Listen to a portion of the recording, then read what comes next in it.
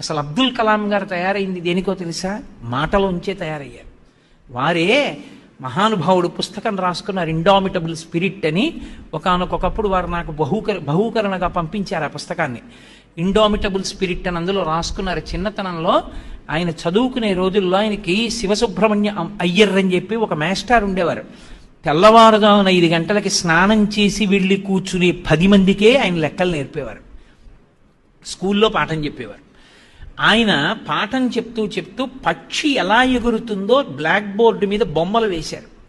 ఎలా కూర్చుంటుంది, ఎగిరేటప్పుడు ముందు రెక్కలు ఎలా ఎత్తుతుంది, శరీరంతో అంతటితోటి శరీరాన్ని పైకెత్తి రెక్కలు అల్లారుస్తూ శరీరాన్ని ఎలా తిప్పుతుంది, తోకతో అది ఎలా దిశని మార్చుకుంటుందో చెప్పారు. అన్నీ చెప్పి ఆయన పిల్లల వంక తిరిగి, మీకు అర్థమైందా ఆ పక్షి ఎలా ఎగురుతుందో అని అడిగారు.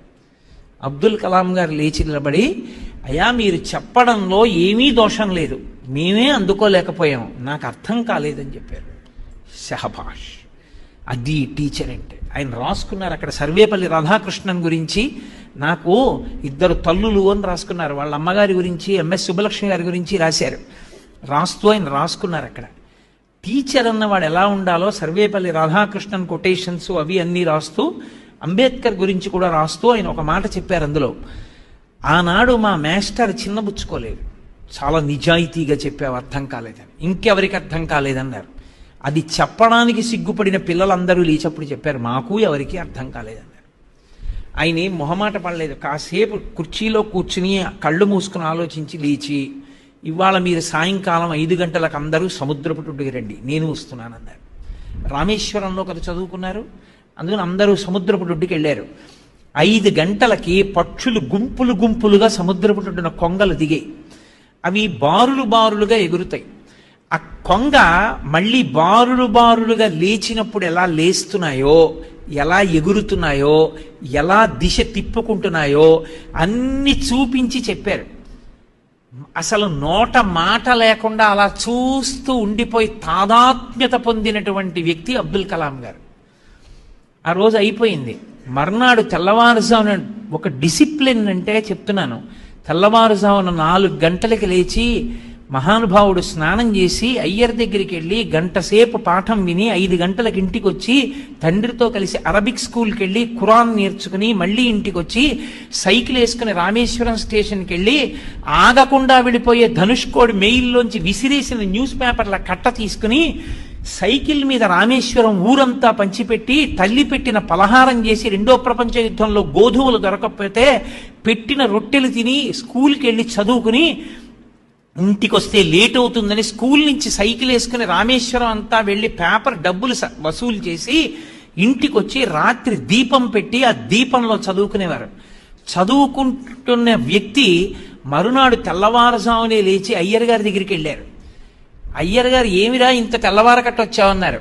నిన్న పక్షుల్ని చూశాను, మీరు చెప్పిన పాఠం విన్నాను, విమానం గురించి విన్నాను, నాకు కూడా అలా కొత్త కొత్తవి గాలిలో ఎగిరేవి నిర్మించాలనుంది, నాకు అది ఎలా వస్తుందని అడిగారు. ఊరుకోరా, పక్షి గురించి అర్థం కాలేదు అనలేదు ఆయన. కూర్చోమ్మని, నాన్న నువ్వు ఈ పరీక్షలు బాగా రాయి, బాగా చదువుకో, మంచి మార్కులు వస్తాయి. మంచి మార్కులు వస్తే నీకు చెన్నైలో ఇన్స్టిట్యూట్ ఉంది, అందులో నీకు సీట్ వస్తుంది. వచ్చినప్పుడు నువ్వు ఏరోనాటికల్ ఇంజనీరింగ్ అనో బ్రాంచ్ ఉంటుంది, అది తీసుకో. తీసుకున్న తర్వాత ఆనాడు నువ్వు కోరుకున్న వ్యక్తి అవుతావు అన్నారు. ఆ ఒక్క మాటే జ్ఞాపకం పెట్టుకుని చదువుకున్నారు. అక్కగారు చిట్ట చివరికి బంగారం ఇచ్చింది. ఆ బంగారం తాకట్టు పెట్టి చదువుకుని తన కష్టంతో మళ్ళీ ఆ బంగారం విడిపించి చెల్లెలికి కొని అక్కగారికి ఇచ్చారు. ఏ మాస్టారు నాతో అంత ఓర్పుగా మాట్లాడితే ఇవాళ ఈ అబ్దుల్ కలాం ఇంతటి వాడయ్యాడో, రాష్ట్రపతి భవన్లో కూర్చోగలిగాడో, అలాంటి విద్యార్థుల్ని చాలా మందిని అయ్యర్ గారినే దృష్టిలో పెట్టుకుని మాట్లాడి తయారు చేయడానికి ఈ అబ్దుల్ కలాం రాష్ట్రపతి భవన్ని విడిచిపెట్టి విశ్వవిద్యాలయాలకి పాఠశాలలకి వెళ్ళి పిల్లలతో మాట్లాడడాన్ని ఇష్టపడి వెళ్ళిపోతున్నాడని రాసుకున్నారు. అది ఒక దీపం ఇంకొక దీపాన్ని వెలిగించడం అంటే. అది తమసోమా జ్యోతిర్గమయ, అది సంస్కార వైభవం అంటే. చదవండి చక్కగా మంచి పుస్తకాలు. అన్ని వేళలా 24 గంటలు గ్రూప్ సబ్జెక్టే అక్కర్లేదు, చదవండి, నేను కాదంటలేదు. దాంతోపాటు సంస్కారం ఇచ్చే పుస్తకాలు చదవండి, మహాత్ముల్ని దర్శించండి. తిరువాయూరు వెళ్ళి సుబ్బలక్ష్మి గారి సంగీత కచేరీ విన్నారు. సంతానం అని తన స్నేహితుడితో కలిసి ఒకప్పుడు కలాం గారు. వారందరి అనుగ్రహంతో మీరందరూ జీవితంలో సమున్నత స్థాయిని పొందాలని, మీరు ఒక దీపమై కొన్ని వేల దీపాలు మీరు వెలిగించాలని, చక్కగా మీరు జీవితంలో వృద్ధిలోకి రండి.